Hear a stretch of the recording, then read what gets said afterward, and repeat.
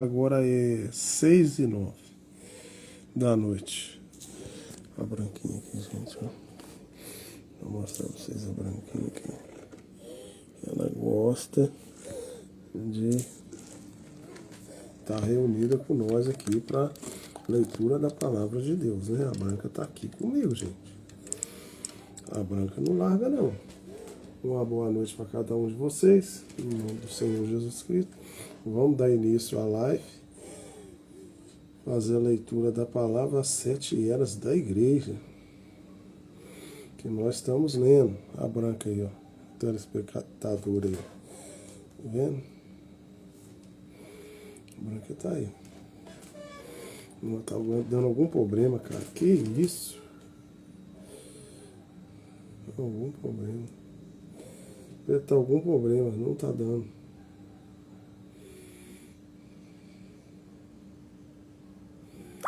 Será que eu vou ter que colocar lá no TikTok, lá, mudar? Tá dando problema. O outro telefone não tá dando, gente. Brincadeira, será, bicho? Vamos tentar mais uma vez. Tá difícil hoje, hein? Meu Deus do céu, o que tá acontecendo, gente? O outro telefone não tá dando, não, hein?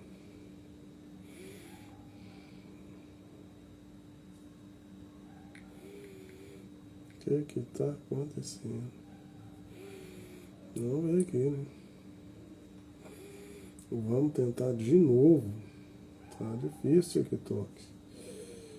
Será? Vamos ver. Hoje tá difícil, né?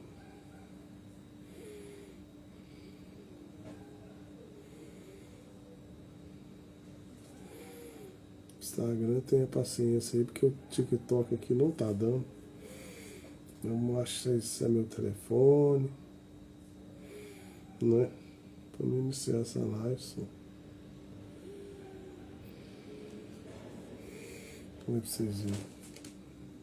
Tá dando problema?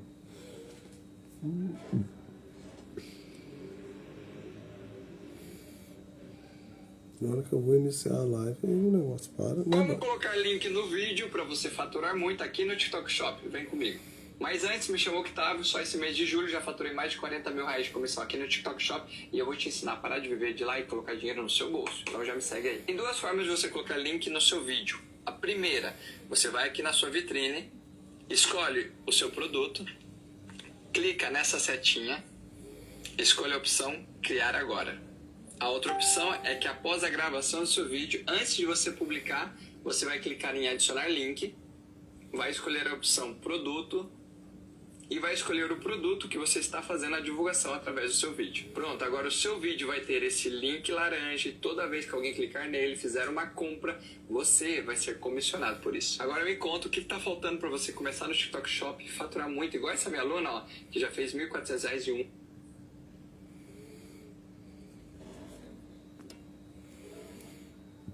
Eu tô só esperando aqui o TikTok. O TikTok aqui tá me dando trabalho, viu? Vamos ver se eu consigo aqui. Mas eu acho que não é o TikTok, no meu telefone que tá com problema. Agora eu acho que vai dar. Tomara que agora dê, que aí eu já inicio tudo, sabe? Eu já tive que desligar aí o Instagram aí 2 vezes, cara. Vamos ver se vai dar. Ixi, tá toda hora enviando MSS. Não sei se isso vai dar problema, viu? Toda vez que for isso, deu problema. Será?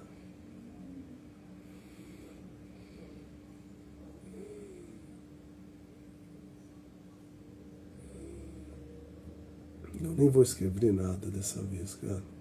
Já vou iniciar logo. Vamos ver se vai dar.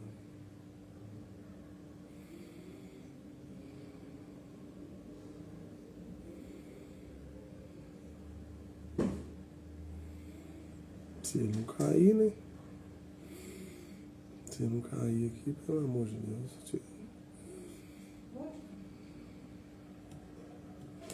Deixa eu mostrar pra vocês a Branca aqui, ó, no TikTok. A Branca aqui, gente, ó. Tá vendo ela aí? Então ela tá aqui, telespectador. Eu vou dar início à live aí, ó, não é dar início, né? Eu já iniciei, mas começar aqui, porque o TikTok toda hora tá caindo. Eu acho que é o meu telefone, não acho que é o TikTok, não. Então eu tô com as 7 eras na mão aqui, né, gente? Ó, as 7 eras da igreja. Deixa eu ver onde que eu tô. Eu estou aqui na página 59. Eu acho que eu vou agora entrar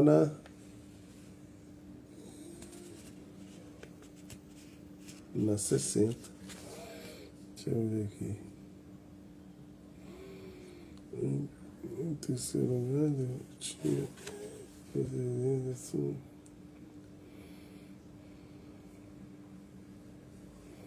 Gloriar-me vocês.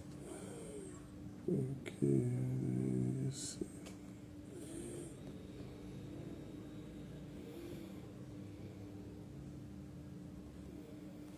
Eu acho que é o 60 mesmo. Então vamos lá, o 60, né? Então uma boa noite para todo mundo. Deus abençoe no nome do Senhor Jesus Cristo. Dá início à live das 7 eras. E essa daqui já vai ser a 7ª parte das 7 eras da igreja, né? Hoje eu nem vou, certo é eu orar, né? Fazer uma oração rápida, então, porque caiu demais aí, 2 vezes caiu. Tive até que desligar o Instagram ali. Então vamos lá, deixa eu orar um pouco, é melhor. Senhor Deus, mais uma vez, Senhor, eu quero pedir ao Senhor que o Senhor esteja aqui presente, que o Senhor possa nos ajudar a ler a Tua palavra, a entender um pouco mais das Tuas escrituras, Senhor. Como o Senhor mesmo disse isso, só vai poder compreender só se tiver revelação, uma revelação do Senhor. Peço que o Senhor venha nos ajudar a nos revelar a Tua palavra. Te agradeço, Deus, já, no nome do Senhor Jesus Cristo. Amém. É porque eu ia cantar somente aqui, mas vai demorar demais. Então eu estou aqui na página 60. O apóstolo para os outros, ao menos, ou sou para vós, porque vós sois o selo do meu apóstolo no Senhor. Coríntios 2, 11, 2. Porque estou zeloso de vós, com zelo de Deus, porque vós tenho preparado para vós apresentar com uma viagem para um marido, a saber, a Cristo. Paulo tinha sido o meio de introduzir multidões de ovelhas gentias. Ele as alimentou e cuidou delas, até que produzissem fruto justo e estivessem preparadas para encontrar o Senhor com uma parte da noiva gentia. Por ocasião da concessão do Apocalipse, de acordo com a tradição, Paulo já tinha sido martirizado, mas João continuava agindo em seu lugar, exatamente como Paulo fizera nos dias do seu ministério. A morte de Paulo, antes que os Apocalipse fossem dados, de maneira nenhuma anula o fato de que ele foi o mensageiro para a era da igreja de Éfeso. Porque o mensageiro para cada era, independente de quanto ele apareça ou se vá, é aquele que faz essa era fluir para Deus, por meio de um ministério manifestado da palavra. Paulo foi esse homem. A cidade de Éfeso. A cidade de Éfeso era uma das 3 maiores cidades da Ásia. Era frequentemente chamada de a terceira cidade da fé cristã sendo Jerusalém a primeira e Antioquia a segunda era na cidade, muito rica, e o governo era romano, porém a língua era o grego. O grego. Historiadores creem que João, Maria, Pedro e André estabeleceu a verdadeira fé nesta cidade. Pastoreou ali apenas cerca de 3 anos, mas quando estava ausente do rebanho, ele continuava e devotamente mantinha-se cuidadoso dele. Timóteo foi seu primeiro bispo. 1 Timóteo 1:3. Paulo, apóstolo de Jesus Cristo, segundo o mandamento de Deus, nosso Salvador, e do Senhor Jesus Cristo, esperança nossa, e Timóteo meu, verdadeiro filho da fé, graça, misericórdia e paz para a parte de Deus nosso Pai e da de Cristo Jesus, nosso Senhor, como te roguei, quando parti para a Macedônia, que ficasse em Éfeso, para advertires a alguns que não ensinem em outra doutrina. O próprio nome Éfeso tem um estranho significado, composto, visado e relaxado às altas aspirações desta era, que começa com a plenitude do Espírito, a plenitude de Deus, pela qual eles estavam visando, e soberana vocação de Deus. Começaram a dar lugar a uma atitude menos significante, um seguir a Jesus Cristo menos ardente, começou a ser manifestado com o seu presságio de que, nas eras futuras, o versículo físico chamado a igreja submergiria na hediondes da profundidade de Satanás, tornando-se relaxada, e estava à deriva, e estava se apostatando, tinha deixado seu primeiro amor, a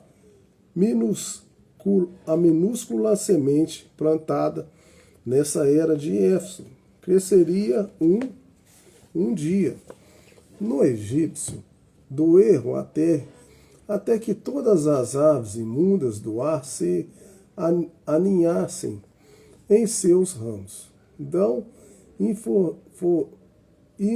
inofensivas ao raciocínio humano. Aquela pequena palavra parecia para essa noiva Eva, noiva igreja, que novamente ela seria engajada por Satanás, e era de Éfeso, tinha oferecido a ela a oportunidade de ter o melhor de Deus. E por algum tempo ela prevaleceu, e depois relaxou, e naquele momento de descuido, Satanás plantou a semente da completa ruína. A própria religião de Éfeso tipifica perfeitamente essa primeira era da igreja e estabelece o teor das eras vindouras. Em primeiro lugar, o magnífico templo de Diana, que esteve tanto aos anos em construção. Abrigava em seus pátios sagrados a mais inexpressiva e modesta imagem de Diana que se podia imaginar. Ela era completamente diferente de qualquer outra imagem. Sua instalada em outros templos dedicados a ela, era simplesmente uma figura feminina, quase sem forma, que finalmente descambava no bloco de madeira, do qual ela fora finalmente desbancada no bolo, desculpida, e seus dois braços eram formados por duas simples barras de ferro. Não perfeitamente isto retrata o espírito do anticristo. Solo, na primeira era, lá, estava ele solo no meio do povo, embora não tomasse nenhuma forma que alarmasse as pessoas. Todavia, os dois braços de barras de ferro mostravam que era seu intento esmagar a obra de Deus, enquanto fazia suas incursões, e ninguém parecia notá-lo ou o que ele estava fazendo. Mas um dia eles notaram, quando que aqueles braços de ferro, suas obras se tornassem doutrina, e a sua doutrina se tornasse a lei de um império. A ordem do serviço do tempo é também muito reveladora. Para começar, havia sacerdotes que eram eunucos. Esses sacerdotes estéreis prenunciavam a esterilidade de um povo que se desviava da palavra. Pois um povo que alega conhecer a Deus, a parte da palavra, é tão desprovido de vida quando é um infecundo eunuco. Em segundo lugar, o templo tinha dentro de seus confins as virgens sacerdotisas que desempenhavam os atos religiosos do templo. Isso mostrava o dia em que a cerimônia e a forma, o ritual e as obras tornariam o lugar do Espírito Santo, e a manifestação carismática não mais encheria o templo de Deus. Sobre todos eles estava o sumo sacerdote, um homem de poder político e influência pública, retratando o que já estava em processo, embora não muito manifesto, ou seja, que a igreja seria entregue à liderança do homem, com planos do homem, e seria entregue à liderança do homem, ambições do homem, e assim, diz o Espírito Santo, não mais seria uma realização viva, e baixo de todos eles estavam os escravos do templo, que não tinha outra escolha a não ser obedecer à hierarquia religiosa. O que pode isso significar?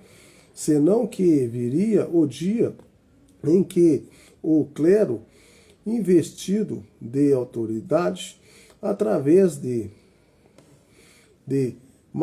manobras políticas, ajuda estalar e de substituição da palavra e do Espírito Santo por credo, dogmas e lideranças humanas. Então vocês estão observando aí que agora a Igreja de Deus já começou a entrar coisas religiosas, mais dogmas, coisas políticas, e o Espírito Santo já teve a obrigação já de cascar fora dessas igrejas. Então isso já está começando a acontecer nessa leitura que eu estou contando para vocês aqui. Ó. Até então a igreja era totalmente de Deus. Vamos continuar. Escravizaria os leigos quando os líderes se regalaria em riquezas conseguidas ilegalmente e desfrutariam seus prazeres imundos, e as pobres pessoas que deveriam ser servidas de acordo com Deus, agora tornam-se os servos, Jesus, seu mensageiro, e igrejas. Apocalipse 2:1.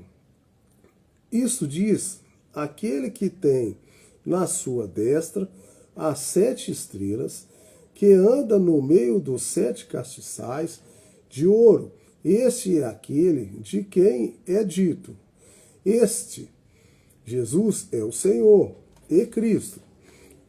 Aí está ele, o único e exclusivo Senhor Deus Todo-Poderoso, e fora dele não há outro. Aí está ele, o Salvador do Senhor. Vem a salvação. Jonas 2:9.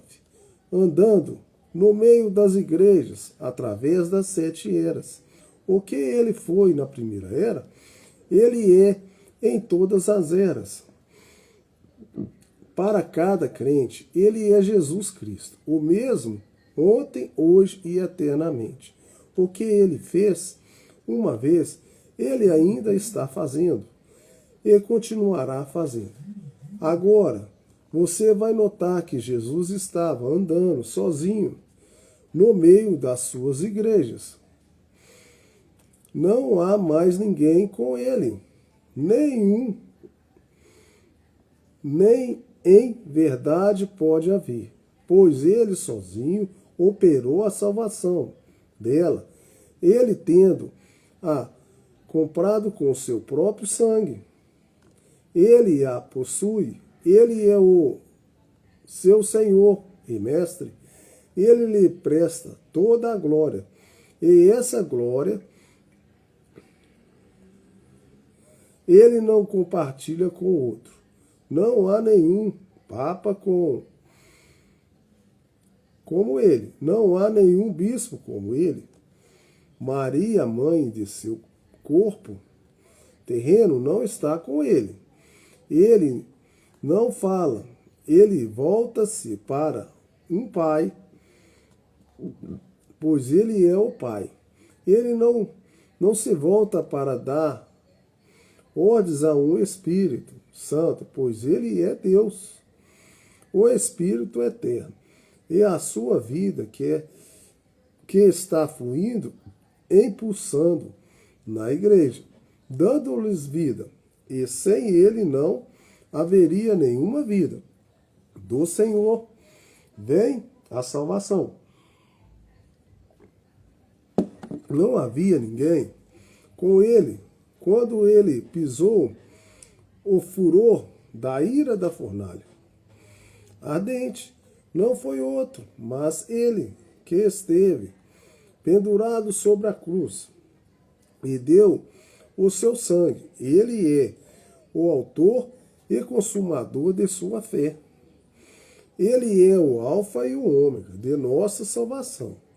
Nós estamos desposados com ele e não o outro. Nós não pertencemos à igreja. Nós pertencemos a ele. Sua palavra é a lei.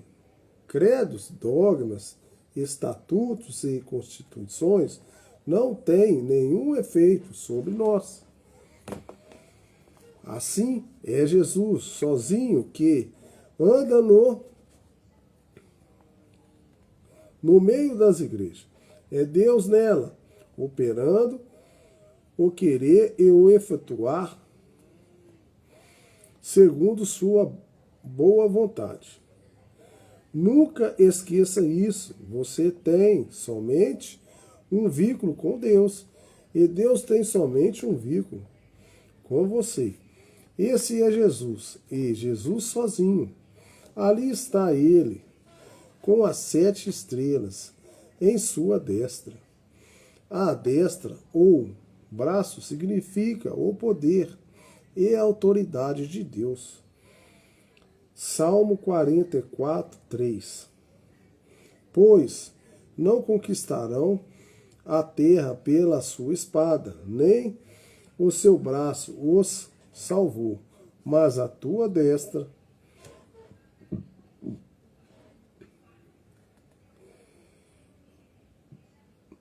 e o teu braço e a luz da tua face. Portanto, agradece deles nessa destra de poder estão 7 estrelas, que, segundo o Apocalipse 1:20, são os 7 mensageiros das igrejas. Isso significa que o próprio poder e autoridade de... Eu tenho costume de colocar o TikTok aqui e o Instagram aqui. Querendo ou não, dá uma diferença. Deus está por detrás de seus mensageiros, em cada era. Eles saem no fogo e poder do Espírito Santo com a palavra. Eles são estrelas porque refletem luz. A luz que eles refletem é a sua luz. Eles não têm luz própria. Eles não acendem seus próprios fogos, para que os homens andem entre as lambaredas de suas faíscas. Isaías 50, 11. É noite, pois é quando as estrelas saem, e a noite da escuridão, do pecado, porque todos, isto é, todo o mundo, pecaram e estão constantemente destituindo-se da glória de Deus. Romano 3:23. Esses 7 mensageiros estão tornando Deus conhecido às pessoas. Se alguém os recebe, recebe aquele que os enviou. João 13:20. Eles falam e agem sob a autoridade dele. Ele está por detrás deles com todo o poder da divindade. Mateus 28, 18, 20. E, chegando-se Jesus, falou-lhes, dizendo: é-me dado todo o poder no céu e na terra. Portanto, ide, ensinai todas as nações, batizando-as em nome do Pai, e do Filho e do Espírito Santo, ensinando-as a guardar todas as coisas que eu vos tenho mandado. E eis que eu estou convosco todos os dias, até a consumação dos séculos. Consumação das eras, portanto, aí estão eles cheios do Espírito Santo e da fé, incendiados com o fogo de Deus, pregando a palavra da verdade, e ali está ele para sustentá-los. E pense nisso, nenhum crente de qualquer era precisa clamar por seu coração. Oh, se eu pudesse ter estado lá na primeira era, quando pela primeira vez os apóstolos foram enviados, não há nenhuma necessidade de olhar para trás. Olhe para cima. Contemple aquele que está mesmo agora, caminhando no meio das igrejas, através de todas as eras. Contemple aquele que é o mesmo ontem, hoje e eternamente, e que jamais muda.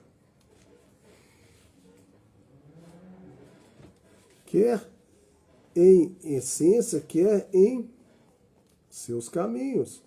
Onde estiverem 2 ou 3 reunidos em seu nome, ali está ele, no meio deles. E no meio deles, não apenas com um espectador complacente ou com um anjo, como um espectador, registrador, mas ali está ele, expressando exatamente o que ele é. A vida e o sustentáculo e o doador de todas as boas dádivas para a igreja. Aleluia. Que anda no meio dos 7 castiçais de ouro. Quão significativas são essas palavras, quando vistas à luz da Escritura, que o descreve como Cristo, que é a nossa vida, porque Cristo verdadeiramente é a vida da igreja. Ela não tem nenhuma outra vida. Sem ele, ela é simplesmente uma sociedade religiosa, um clube, um ajuntamento de pessoas sem sentido. Assim como um defunto atornado e vestido ainda é um defunto. Da mesma forma, a igreja, não importa o que seus programas e esforços bondosos possam alcançar de êxito, sem Cristo ela é uma defunta também. Ela precisa de Deus, mas com Ele no meio dela, com Ele motivando-a, ela torna-se para a sombra de todo o seu corpo, a plenitude daquele que cumpre tudo em todos. E nesta mesma hora, ele está andando no meio do castiçal de ouro da última era. O que ele era quando andava na primeira era? Ele é ainda agora, nesta última era. Jesus Cristo é o mesmo ontem, hoje e eternamente. 7 castiçais de ouro. Em Êxodo 25:31 diz: também farás um castiçal de ouro puro, de ouro batido, se fará esse castiçal. O seu pé, as suas canas, as suas copas, as suas maçãs e as suas flores serão do mesmo. A verdadeira igreja de Jesus Cristo, a noiva, é semelhante ao ouro puro. Sua justiça é justiça dele. Seus atributos são os gloriosos atributos dele próprio. Sua identidade encontra-se nele. O que ele é, ela há de refletir. O que ele tem, ela há de manifestar. Não há nenhuma falta nela. Ela é gloriosa por dentro e por fora. Do princípio ao fim. Ela é a obra do seu Senhor. E todas as suas obras são perfeitas. De fato, nela está resumida a manifestada a eterna sabedoria e propósito de Deus. Como pode alguém esquadrinhar isto? Como pode alguém compreender isto? Embora não possamos fazê-lo, podemos aceitá-lo pela fé, porque Deus o tem falado. Mas o castiçal não é apenas de ouro, ele é de ouro batido, feito à mão com ouro batido. de acordo com os seus projetos, os quais foram dados pelo Espírito, com exceção de seu Senhor, o Mestre, Jesus Cristo. Existiu alguma vez um povo tão batido e purgado com a noiva de Jesus Cristo? Certamente ela está cumprindo o resto das aflições de Cristo. Seus bens são despojados, sua vida está em perigo, ela é reputada como ovelha para o batedouro, ela é morta durante o dia inteiro, ela sofre muito, mas em tudo isso ela não revida, nem causa sofrimento. A outra, digna de evangelho, é essa admirável noiva de Cristo. E visto que o ouro é maleável,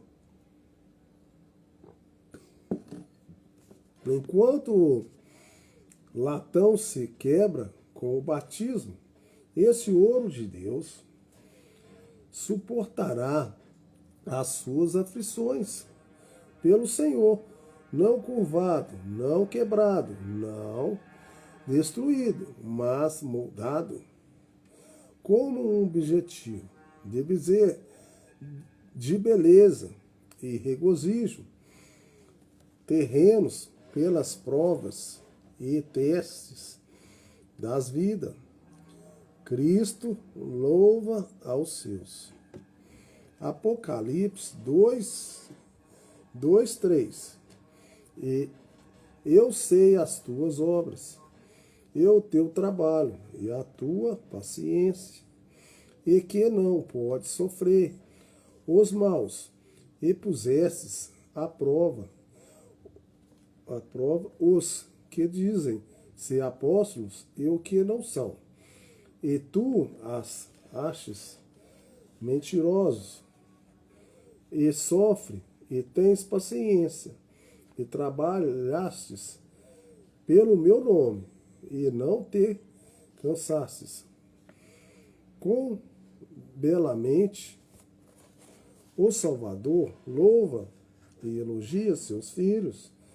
Ele toma em plena consideração as finas atitudes espirituais e o comportamento deles. Ele sabe que há fraqueza entre eles, mas mesmo assim ele não reclama disso. Não é isso próprio do Senhor?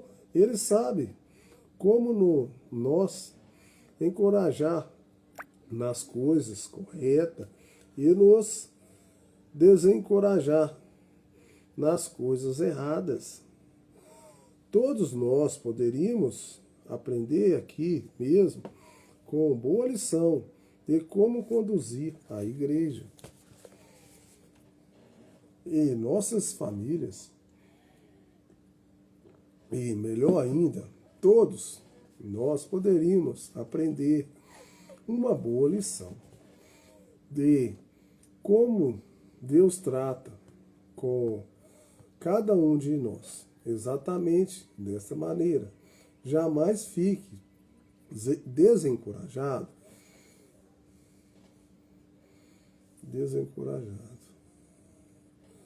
Santo de Deus, porque Deus não é ingrato para se esquecer dos trabalhos de amor feito por você. Tudo que fazemos, até mesmo dar um copo de água fria a alguém, tem uma recompensa e bênção do Senhor. Amém? Eu sei as tuas obras e o teu trabalho e a tua paciência enquanto anda no meio de sua igreja. Ele está ciente do sofrimento do seu povo.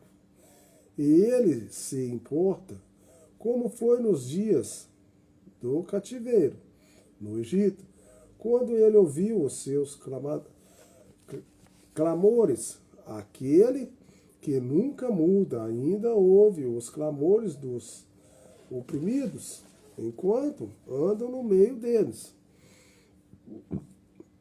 A própria palavra trabalha significa cansaço para causa de opressão. O povo de Deus não apenas trabalha por ele em um trabalho de amor, mas ele sofre por ele com alegria. Eles são pacientes em suportar o jugo. Esta primeira era sofreu grande perseguição. Ela teve que trabalhar com afinco para pregar o evangelho e propagar a verdade e soberana vocação deles na vida era servir a Deus.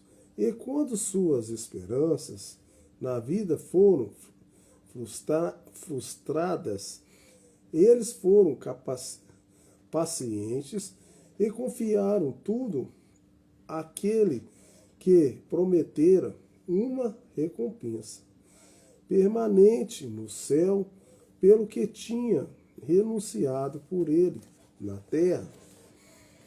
Então você tem que renunciar aqui na terra e você vai ter uma recompensa no céu. Mas muitas vezes as pessoas estão querendo ter a recompensa aqui na terra. E deveria ser o contrário. Na terra tudo é passageiro, cuidado. Eu creio que devemos parar aqui e nós ocuparmos com a ideia de que o povo de Deus tem sido sempre e sempre será perseguido. Você sabe que Gênesis é o livro dos princípios e que você encontra iniciado ali, prosseguirá bem até o Apocalipse e nunca mudará. Ali nós vemos que Caim perseguiu e matou Abel, o verdadeiro crente, porque esse agradava a Deus. Depois vemos um perfeito quadro no filho da carne de Abraão, Ismael, que implicava e lutava com o filho da promessa, Isaque. E lá estava Esaú, que odiava Jacó, e o teria matado, caso Deus não intervesse. No Novo Testamento, encontramos Judas traindo Jesus, ao passo que as ordens religiosas do primeiro século tentavam destruir os crentes primitivos, os filhos deste mundo, controlados pelo diabo. Odeiam os filhos de Deus, que são controlados pelo Espírito Santo. Amém?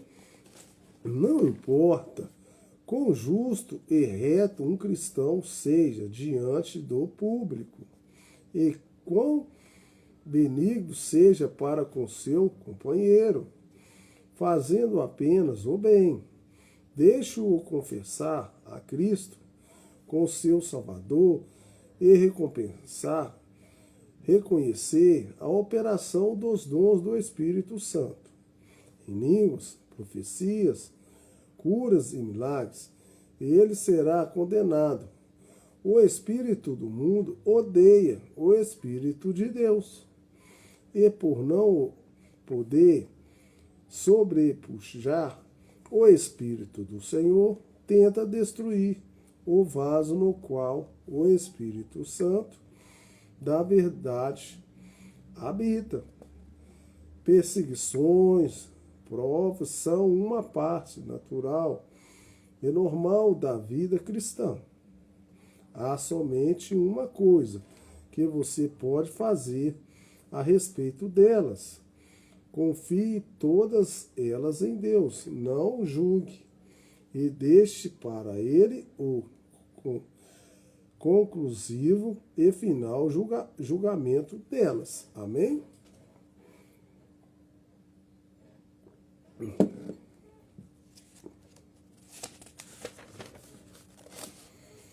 não pode sofrer os maus,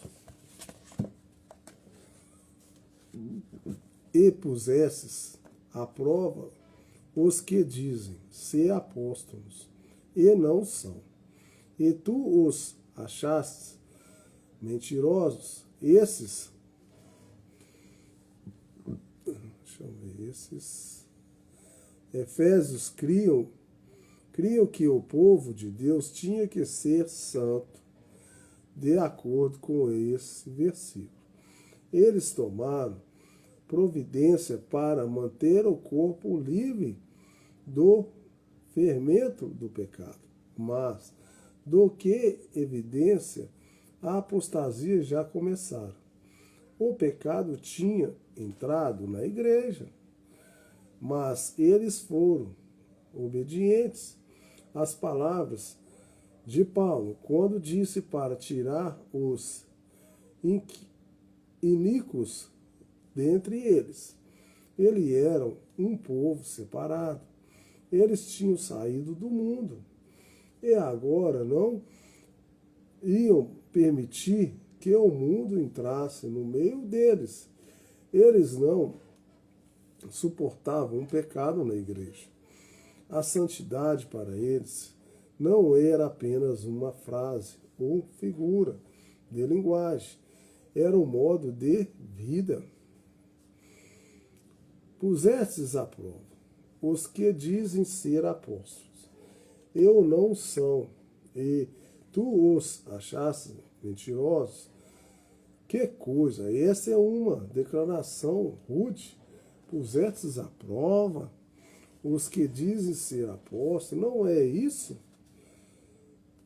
Presunçoso? Que direito tem o povo de pôr à prova aqueles que se dizem apóstolos? E com eles os põe à prova. Oh, que eu gosto muito disso. Aqui está em Gálatas 1:8. Mas, ainda que nos mesmo ou um anjo do céu vos anuncie outro evangelho, além do que já vos tenho anunciado, seja anátema. Foram os apóstolos que trouxeram a palavra original ao povo. Essa palavra original não podia mudar, nem mesmo um ponto ou um traço nela. Paulo sabia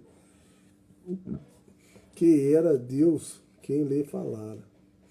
Por isso, disse, se eu mesmo chegar e procurar dar uma segunda revelação, procurar fazer uma pequena mudança naquilo que dei originalmente, que eu seja anátema, seja você, Paulo.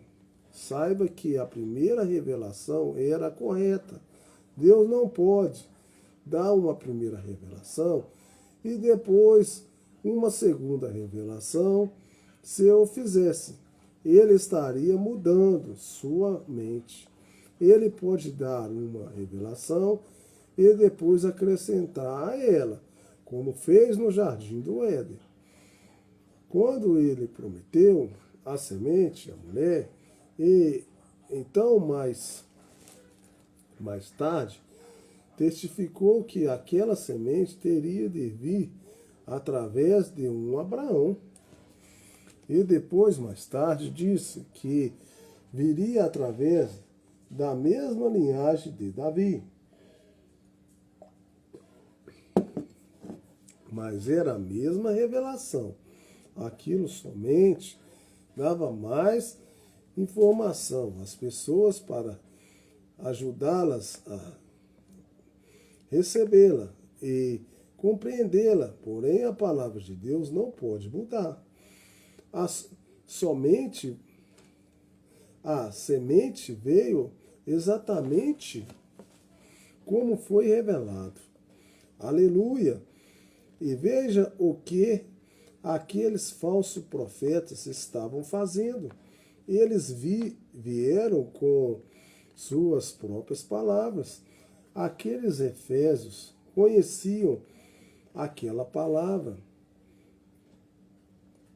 aquela palavra, como Paulo a tinha ensinado. Eles estavam cheios do Espírito Santo. Pela imposição das mãos de Paulo, eles olhavam aqueles falsos apóstolos nos olhos e diziam: vocês não estão dizendo o que Paulo disse. Portanto, vocês são falsos. Oh, isso incendeia seu coração? Volte à palavra. Não é você que realmente põe à prova o apóstolo e profeta e mestre, é a palavra que os põe à prova. Um desses dias haverá de vir um profeta para a era da igreja de Laodiceia. E você saberá se ele é ou não um verdadeiro profeta enviado por Deus. Sim, você saberá. Porque se ele for de Deus, ele estará nesta palavra. Exatamente como Deus a deu a Paulo. Ele não se desviará dessa palavra um momento, sequer, nem por um jota. Nessa última era, quando haverá muitos falsos profetas surgindo, observe-se já como eles sempre dizem que, se você não crê neles e no que dizem, você estará perdido. Mas quando esse profeta dos últimos dias entrar em cena, se ele for verdadeiramente esse profeta, estará clamando: volte à palavra, ou você estará perdido. Ele não edificará sobre uma revelação ou interpretação particular, mas sobre a palavra. Amém? Amém. Esses falsos apóstolos são os lobos cruéis de que Paulo falou. Ele disse: logo que eu parti, eles procurarão vir e alegar igual revelação, mas o propósito deles não é ajudá-los, mas destruí-los. Atos 20, 27 a 32. Porque nunca deixe de vós anunciar todo o conselho de Deus. Olhai por vós e por todo o rebanho sobre o que o Espírito Santo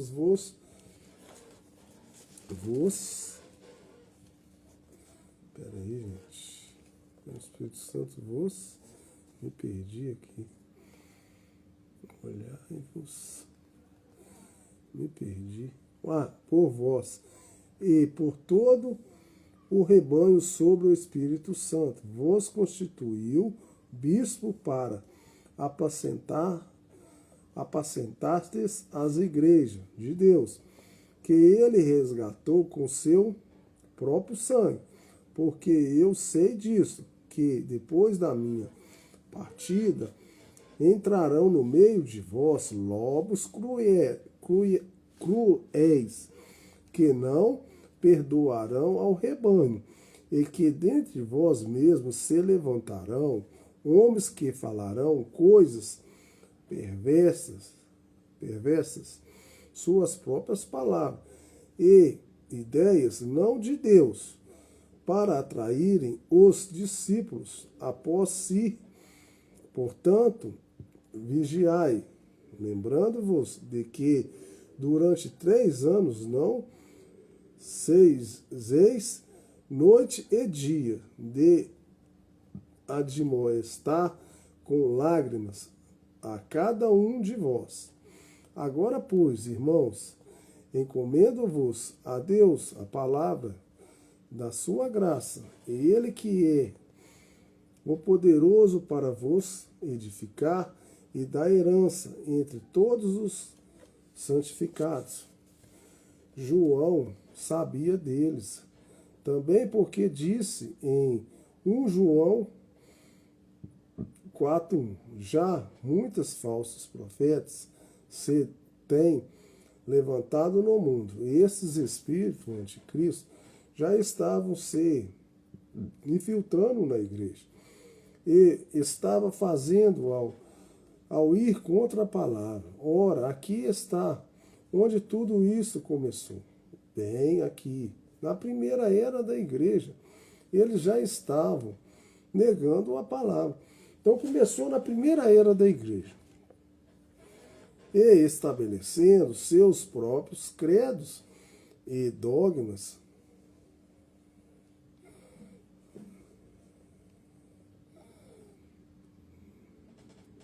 Filosofias em lugar dela. Isso é anticristo, pois Jesus é a palavra. Ser antipalavra é ser anti-Jesus. Ser antipalavra é ser anticristo. Porque o Espírito e a palavra são um. Se você é antipalavra, você terá que ser anticristo. E se isso começou na primeira igreja, terá que crescer até o fim, quando assume o controle. E isso é exatamente o que você verá. À medida que cumprimos todas essas eras, isso começa bem pequeno na era de Éfeso. Começou na era de Éfeso, gente. E vai crescendo cada era, até que o sistema antipalavra, o sistema anticristo, e anticristo assume totalmente o controle e a instabilidade da palavra. É repudiada pelos falsos apóstolos da falsa igreja. Agora, é fácil obter uma impressão errada acerca do que estamos falando, porque estou enfatizando tanto isso, poderia soar a você como se esse espírito antipalavra e anticristo fosse. Eu vou encerrar aqui, porque no TikTok agora já está dando 1 hora. Falta ali 5 minutos para terminar. Então eu vou parar aqui, ó, na página 68. As 7 eras da igreja. Então eu já estou na 7ª parte das 7 eras da igreja, tá, gente? Coincidentemente eu estou na 7ª parte. Então, quem quiser rever, eu estou lendo as 7 eras da igreja, toda a noite eu estou lendo. Eu estou com todas as 7 eras da igreja já publicada lá no YouTube. No YouTube é Toninho Motoboy Expresso. Tá lá a primeira parte, segunda parte. Essa 7ª era agora eu vou publicar ela daqui a pouco, eu publico ela lá no YouTube. Mas até a sexta era tá lá. Se você quiser acompanhar, se quiser buscar lá no YouTube, tem elas lá, todas lá. E amanhã, se Deus quiser, nós vamos fazer uma oração, né? Leia um pouco a mensagem, 3 folhinhas só. E é isso aí. Deus abençoe vocês, no nome do Senhor Jesus Cristo. Espero que possa estar dando para ajudar alguém aí, né? O intuito é esse, né?